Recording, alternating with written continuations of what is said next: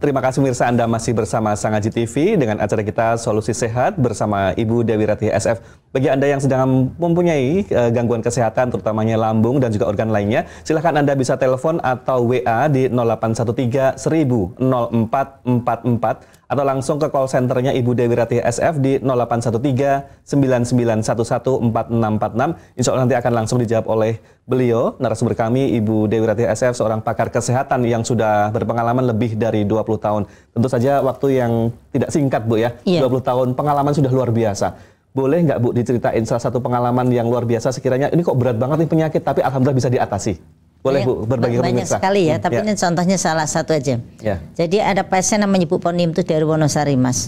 Mereka sudah kanker stadium 4. Bahkan dia dirahasiakan ke keluarganya karena dia tidak mau menyusahkan keluarga. Diam-diam lah gitu. Waktu itu Bu De juga udah agak waduh ini kayaknya susah karena penanganannya hampir 6 bulan ya. Enggak cuma singkat, jadi sampai 6 bulan. Tapi alhamdulillah dalam 6 bulan persis itu ya, karena kan besar sampai udah kayak pepaya yang gede itu kan. Alhamdulillah dalam 6 bulan tuh pecah. Jadi pecahnya tuh pas di kliniknya Bu Dewi, pas dia kencing buang air kecil tuh kencing di kamar mandi, pas dia begini, pas dia diri kan dilarang pakai BH ya. Kan dipakai minyak kanker yang ini, dipakai minyak untuk membantu untuk merapuhkan kulitnya. Setelah dia pecah tuh bodoh keluar seperti kayak bakso. Keluar tuh.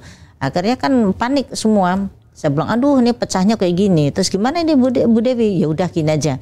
Karena sini tempat herbal, saya larikan ke rumah sakit. Karena daging udah pada copot kan gitu kan. Tadi nggak bocor, sama sekali nggak bocor. Cuman hitam tapi turun gitu loh. Ini kapan pecahnya? Kok nunggu lama banget sampai hampir 6 bulan loh kok nggak pecah-pecah gitu kan. Tapi alhamdulillah pas 6 bulan itu pecah, pas persis kok di kamar mandi pasien tuh banyak sekali. Pasien tuh pas penuh-penuhnya, pada panik semua kan. Bolong gitu. Tapi alhamdulillah itu anehnya nggak ngeluarin darah. Tapi ngeluarin cairan bening itu kayak ingus gitu ya. Itu Masya Allah luar biasa itu. Akhirnya manggil saudaranya, saya diomelin sama saudaranya. Kenapa Bu Dewi kok nggak bilangin saudara? Saya setiap pasien nggak pernah saya tanya saudaranya di mana nggak. Banyak pasien cuma alamatnya ini, nomor telepon ini, udah. Tapi alhamdulillah waktu dibawa ke rumah sakit udah nggak ada stadiumnya. Akhirnya kata dokter udah langsung dilanjut aja ke herbal gitu kan. Karena tanya ini berobat di mana sampai kayak gini gitu kan. Di tempatnya herbal Bu Dewi udah berobat lanjut. Tapi sampai sekarang jadi keluarga, semua jadi keluarganya. Terus kalau Ibu mendengar seperti itu gimana perasaan Bu Dewi? Bahagia sekali.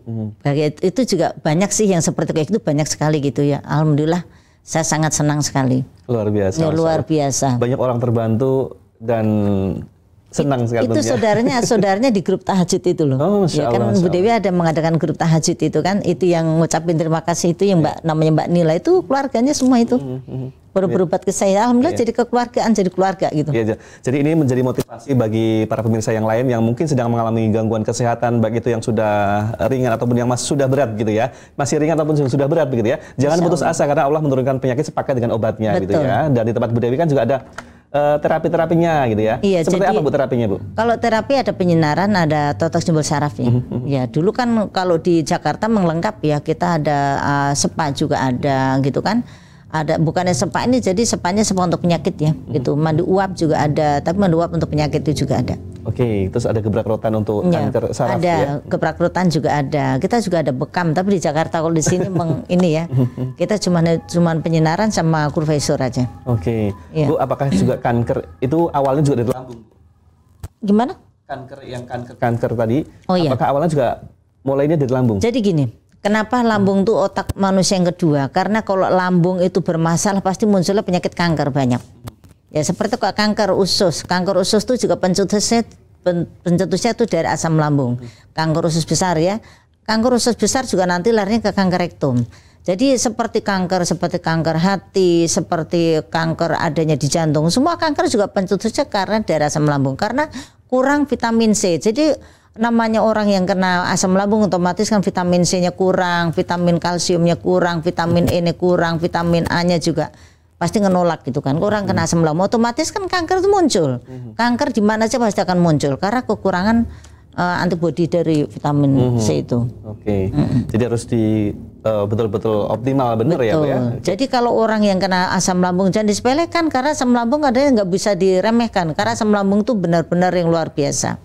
Udah dia nyerang ke psikisnya juga diserang, fisiknya juga diserang. Jadi gelisah, cemas, mengeluarkan keringat dingin, terus munculnya berdebar, pokoknya gelisahnya kayak orang depresi. Itu dari pencetus dari asam lambung. Asam lambung bisa nanti muncul ke mengeluarkan keringat dingin, bisa nanti BAB-nya juga susah. Rata-rata nanti ke BAB yang susah. Jadi nanti ke kanker usus karena makanan-makanan yang lama, yang makan makanan yang sisa itu tidak bisa keluar semuanya.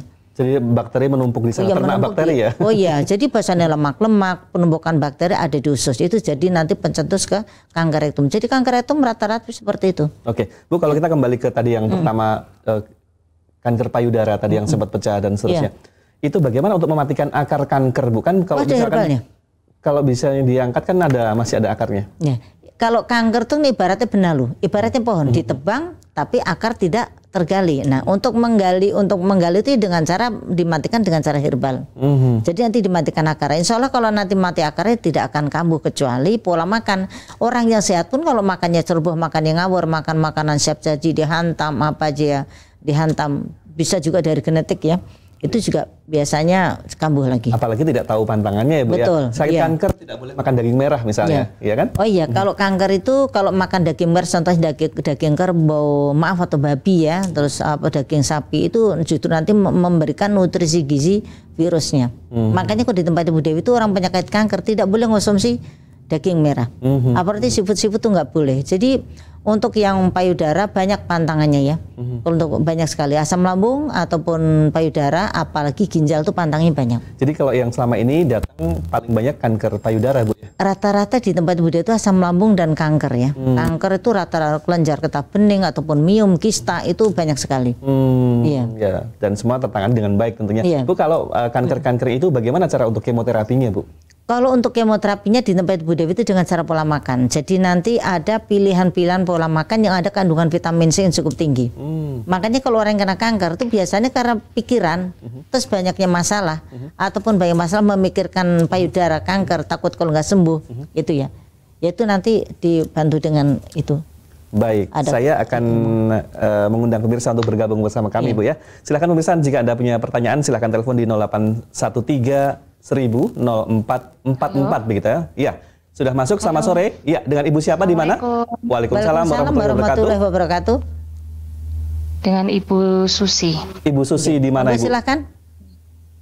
Di Jalan Paris. Oke, monggo silakan Bu Susi, apa yang mau ditanyakan ke Bu Dewi? Bu, saya kan punya miom. Tapi pernah Pernah diangkat? Miom ukurannya sih masih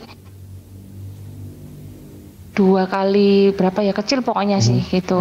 Waktu di USG. Itu kalau penyembuhan dari tempat Ibu pakai apa ya Bu? Ini usianya berapa Ibu? 42. 42. Miomnya ada 2 cm? 1. Oh 1. Iya. Ya ini udah berapa bulan yang lalu dicek? Oh udah lama sih Bu, tapi dulu sempat hilang waktu di USG yang terakhir, cuman saya takut aja kalau nanti muncul lagi gitu, jadi lebih baik kan terapi gitu. Iya. Jadi gini, lebih baik nanti kalau Ibu ya, kalau mau diobatin miomnya dicek dulu, gitu kan? Apa dulu. Sekarang gini jamnya belakang miom, kalau miom nanti udah gede itu keluar nanti ke vagina, karena sifatnya kan miom itu kayak peluru ya, gitu kan? Nanti kalau udah gitu susah, benar di USG dulu. Nanti kalau mana keterangannya tuh miom ada berapa senti, mudah-mudahan udah sembuh ya. Ya mudah-mudahan sembuh. Kalau nanti masih ada, ya diobatin pakai herbal bisa. Karena kalau herbal tuh mematikan, kalau di tempat Ibu Dewi itu nanti hancur. Jadi kalau hancur biasanya lewat vagina gitu kan, atau lewat ikut menstruasi. Keluar sendiri gitu Bu? Iya hancur nanti, hancur. Jadi kalau hancur nanti lewat vagina Mbak, keluarnya itu. Maaf Ibu. Pas haid gitu? Iya, nggak pas haid pun juga bisa. Ada juga pasien Bu Dewi dari Janti, waktu itu kan miomnya udah 5 cm ya. Ya pas dia belum waktunya menstruasi kok tiba-tiba mengeluarkan kayak gaji gitu, itu baru copot dari vagina gitu, seperti itu. Itu nempel rahim itu Bu? Iya, nempel di atas rahim itu. Jadi nanti bisa hancur itu kalau miom. Tapi kalau udah 10 ke atas itu mengarahnya ke kanker. Makanya jangan sampai menunggu sakit, karena kalau tumor masih firm itu nggak akan sakit sampai kekuatannya dari 5 tahun sampai 10 tahun, gitu kan? Kalau udah sakit tuh mati udah jadi kanker. Kalau udah jadi keluarga kanker, maksudnya stadium 1, 2, 3. Kalau udah 3 atau 4 itu udah ganas, gitu kan? Jadi kalau masih belum terasa jangan diabaikan, langsung secepatnya diobatin. Ya, makasih Bu. Assalamualaikum. Monggo, waalaikumsalam. Semoga cepat sembuh ya Ibu Susi yang di Jalan Paris. Mudah-mudahan tersolusikan ya Bu ya. Iya, soalnya terkadang gini. Terkadang tuh gini, ada pasien yang ke tempatnya Bunda itu kebanyakan pasien-pasien sudah parah, jarang pasien masih ringan gitu kan. Ya awalnya gitu, saya juga ada benjolan tapi nggak apa-apa, orang nggak sakit. Itu setelah itu dia berpikir begitu, dapat 3 tahunnya pas kondisinya dia itu lemah, ya langsung jedet aja langsung tinggi Mas. Dari 5 langsung ke 10, wah langsung membesar gitu kan. Nah itu yang dibahayakan seperti itu. Jangan mengabaikan benjolan yang belum sakit. Yang belum sakit itu masih FAM, masih di dalam selaput. Udah lepas dari selaput, itu kan seperti kayak di dalam kendawan kambing ya gitu ya. Dalam selaput. Kalau keluar itu akarnya udah keluar. Kalau manusia udah pecah, makanya benjolan apapun nggak boleh disentuh dalam terapi. Takutnya nanti pecah. Kalau di terapi nanti pecah dari dari selaputnya itu jadi kanker ganas nantinya. Harus hati-hati betul memang. Nggak usah di ini nanti lewat herbal aja. Baik, ada penelpon yang masuk. Ya. Halo, selamat sore. Halo, selamat sore. Oh, rupanya terputus. Silahkan nanti dicoba kembali di 0813-100444. Kita sekarang akan jeda terlebih dahulu dan jangan ganti channel TV Anda. Tetap bersama kami, Sang Haji TV di Solusi Sehat bersama Ibu Dewi Ratih SF.